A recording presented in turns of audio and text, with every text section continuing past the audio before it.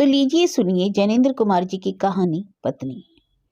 शहर के एक और तिरस्कृत मकान, दूसरा तल्ला, वहां चौके में एक स्त्री अंगीठी सामने लिए बैठी है। अंगीठी की आग राख हुई जा रही है और वह जाने क्या सोच रही है। उसकी अवस्था 20-22 के लगभग होगी। देह से कुछ दुबली है और संभ्रांत कुल की मालूम होती है। एकाएक अंगीठी में राख होती आग की और स्त्री का ध्यान गया। घुटनों पर हाथ देकर वह उठी, उठकर कुछ कोयले लाई। कोयले अंगीठी में डालकर फिर किनारे ऐसे बैठ गई मानो याद करना चाहती है कि अब क्या करूं। घर में और कोई नहीं और समय 12 से ऊपर हो गया। दो प्राणी घर में रहते हैं, पति और पत्नी। पति सवेरे से गए हैं कि लौटे नहीं और पत्नी चौके में बैठी है। सुनंदा सोचती है, नहीं सोचती कहाँ है, असल भाव से वह तो वहां बैठी है। सोचने को है तो यही कि कोयले ना बुझ जाएं। वे जाने कब आ जाएंगे। 1 बज गया है। कुछ हो, आदमी को अपनी देह की फिक्र तो करनी चाहिए। और सुनंदा बैठी है, वह कुछ कर नहीं रही है। जब वे आएंगे तब रोटी बना देगी। वे जाने कहाँ कहाँ देर लगा देते हैं और कब तक बैठूं। मुझसे नहीं बैठा जाता, कोयले भी तो लहकाए हैं। और उसने झल्लाकर तवा अंगीठी पर रख दिया। नहीं, वह अब रोटी बना ही देगी। उसने खींचकर जोर से आटे की थाली सामने खींच ली और रोटी बेलने लगी। थोड़ी देर बाद उसने जीने पर पैरों की आहट सुनी। उसके मुख पर कुछ तालीनता आई। क्षण भर वह आभा उसके चेहरे पर रहकर चली गई। वह फिर उसी भांति काम में लग गई। कालिंदी चरण पति आए। उनके पीछे पीछे 3 और उनके मित्र भी आए। वे आपस में बातें करते आ रहे थे और खूब गर्म थे। कालिंदी चरण अपने मित्रों के साथ सीधे अपने कमरे में चले गए। उनमें बहस छिड़ी थी। कमरे में पहुंचकर रुकी बहस फिर छिड़ गई। ये चारों व्यक्ति देशोद्धार के संबंध में कटिबद्ध हैं।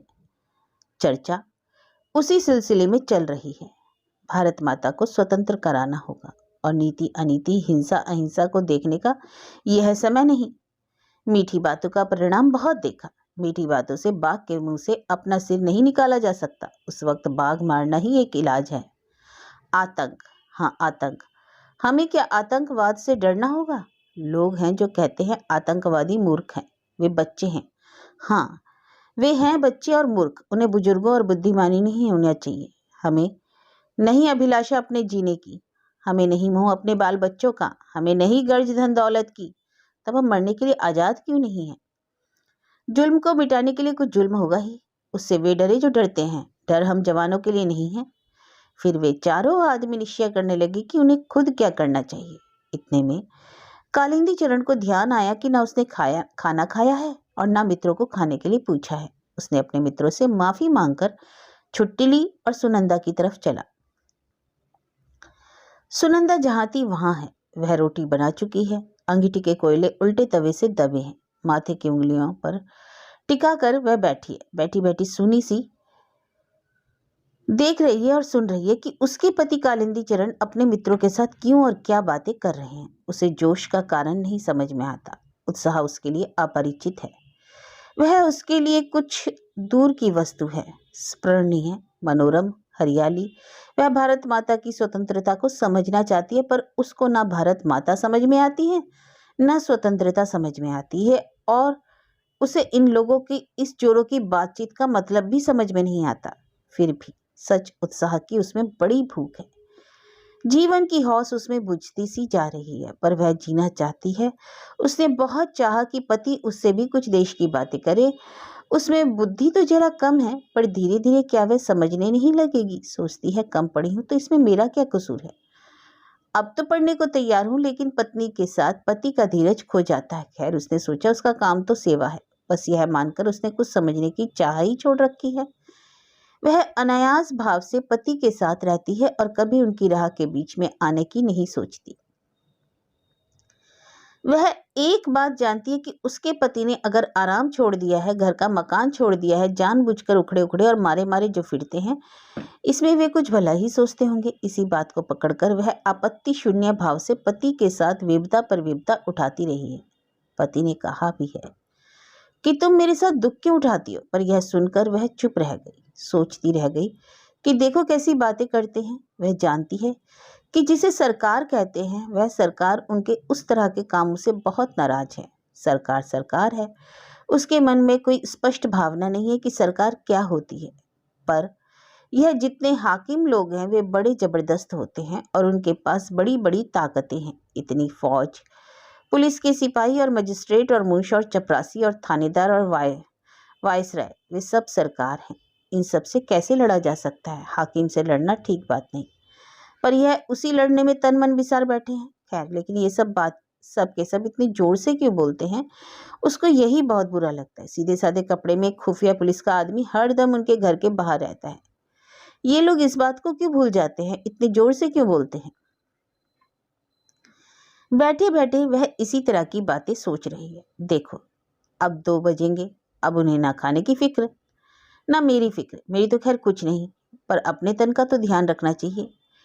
ऐसे ही बेपरवाही से तो बच्चा चला गया। उसका मन कितना भी इधर उधर डोले, पर अकेली जब होती है तब भटक भटका कर वह मन अंत में उसी बच्चे के अभाव पर आ पहुंचता है। तब उसे बच्चे की वही वही बातें याद आती हैं। वे बड़ी प्यारी आंखें, छोटी छोटी उंगलियां और नन्हे नन्हे होठ याद आते हैं। अटखेलियां याद आती हैं। सबसे ज्यादा उसका मरना याद आता है। ओह, यह मरना क्या है? इस मरने की तरफ तो उससे देखा भी नहीं जाता। यद्यपि वह जानती है कि मरना तो सबको है, उसको मरना है, उसके पति को मरना है, पर उस तरफ भूल से क्षण भर देखती है तो भय से भर जाती है, पर उससे सहा नहीं जाता। बच्चे की याद उसे मत देती है। तब वह विहल होकर आंखें पोंछती है और हठात इधर उधर की किसी काम की बात में अपने को उलझा लेना चाहती है। पर अकेले में वह कुछ करे, रह रह कर वही याद, वही वही मरने की बात उसके सामने ही रहती है। उसका चित्त बेबस हो जाता है। वह उठी, अब उठकर बर्तनों को मांज डालेगी, चौका भी साफ करना है। खाली बैठी मैं क्या क्या सोचती रहा करती हूँ। इतने में कालिंदी चरण चौके में आए। सुनंदा कठोरतापूर्वक शून्य को देखती रही। उसने पति की ओर नहीं देखा। कालिंदी ने कहा, सुनंदा, खाने वाले हम 4 हैं, खाना हो गया? सुनंदा चून की थाली और चकला, बेलन, बटलोई, खाली बर्तन वगैरह उठाकर चल दी। कुछ बोली नहीं। कालिंदी ने कहा, सुनती हो, 3 आदमी मेरे साथ और हैं, खाना बन सके तो कहो, नहीं तो इतने में ही काम चला लेंगे। सुनंदा कुछ भी नहीं बोली। उसके मन में बेहद गुस्सा उठने लगा। यह उससे क्षमा प्रार्थी से क्यों बात कर रहे हैं? हंसकर क्यों नहीं कह देते कि कुछ और खाना बना दो, मैं जैसे गैर हूँ, अच्छी बात है, तो मैं भी गुलाम नहीं हूँ, इनके ही काम में लगी रहूं। मैं कुछ नहीं जानती खाना वाना। और वह चुप रही। कालिंदी चरण ने जरा जोर से कहा, सुनंदा। सुनंदा के जी में ऐसा हुआ कि हाथ की बटलोई को खूब जोर से फेंक दे। किसी का गुस्सा सहने के लिए वह नहीं है। उसे तनिक भी सुध ना रही कि अभी बैठे बैठे इन्हीं अपने पति के बारे में कैसी प्रीति की और भलाई की बातें सोच रही थी। इस वक्त भीतर ही भीतर गुस्से से घुटकर वह रह गई। अरे क्यों बोल नहीं सकती? सुनंदा नहीं बोली। तो अच्छी बात है, खाना भी कोई नहीं खाएगा। यह कहकर कालिंदी तैश में पैर पटकते लौटकर चले गए। कालिंदी चरण अपने दल में उग्र नहीं समझे जाते, किसी कदर उदार समझे जाते हैं। सदस्य अधिकतर विवाहित है। कालिंदी चरण विवाहित ही नहीं, एक बच्चा खो चुके हैं। उनकी बात का दल में आदर है। कुछ लोग उनके धीमेपन से रुष्ट भी हैं। वह दल में विवेक के प्रतिनिधि हैं और उत्पात पर अंकुश का काम करते हैं। बहस इतनी बात पर थी कि कालिंदी का मत था कि हमें आतंक को छोड़ने की ओर बढ़ना चाहिए। आतंक से विवेक कुंठित होता है और या तो मनुष्य उससे उत्तेजित ही रहता है या उसकी भय से दबा रहता है। दोनों ही स्थितियां श्रेष्ठ नहीं। हमारा लक्ष्य बुद्धि को चारों ओर से जगाना है, उसे आतंकित करना नहीं। सरकार व्यक्ति और राष्ट्र के विकास के ऊपर बैठकर उसे दबाना चाहती है। हम इसी विकास के अवरोध को हटाना चाहते हैं, इसी को मुक्त करना चाहते हैं। आतंक से वह काम नहीं होगा। जो शक्ति के मद में उन्मत्त है, असली काम तो उनका मद उतारने और उनमें कर्तव्य भावना का प्रकाश जगाने का है। हम स्वीकार करेंगे कि उसका मत टक्कर खाकर, चोट पाकर ही उतरेगा। यह चोट देने के लिए हमें अवश्य तैयार रहना चाहिए, पर यह नौचा नाची उपयुक्त नहीं। इससे सत्ता का कुछ बिगड़ता तो नहीं, उल्टे उसे अपने औचित्य पर संतोष हो जाता है। पर जब सुनंदा के पास से लौट कर आया तब देखा कि कालिंदी अपने पक्ष पर दृढ़ नहीं है। वह सहमत हो सकता है कि हाँ, आतंक जरूरी भी। हाँ, उसने कहा, यह ठीक है कि हम लोग कुछ काम शुरू कर दें। इसके साथ ही कहा, आप लोगों को भूख नहीं लगी है क्या? उनकी तबीयत खराब है, इससे यहाँ तो खाना बना नहीं। बताओ क्या किया जाए, कहीं होटल चलें? एक ने कहा कुछ बाजार से यहीं मंगा लेना चाहिए, दूसरे की राय हुई होटल ही चलना चाहिए। इसी तरह की बातों में लगे थे कि सुनंदा ने एक बड़ी सी थाली में खाना परोसकर उनके बीच ला रखकर वह चुपचाप चली गई। फिर आकर पास ही 4 गिलास पानी के रख दिए, फिर उसी भांति चुपचाप चली गई। कालिंदी को जैसे किसी ने काट लिया। तीनों मित्र चुप रहे। उन्हें अनुभव हो रहा था कि पति पत्नी के बीच स्थिति में कहीं कुछ तनाव है। अंत में एक ने कहा, कालिंदी तुम तो कहते थे खाना नहीं बना। कालिंदी ने झेप कर कहा, मेरा मतलब था काफी नहीं है। अरे काफी है, सब चल जाएगा, देखूं कुछ और है कि नहीं। कालिंदी उठ खड़ा हुआ, आकर सुनंदा से बोला, यह तुमसे किसने कहा कि खाना वहां ले जाओ? मैंने क्या कहा था?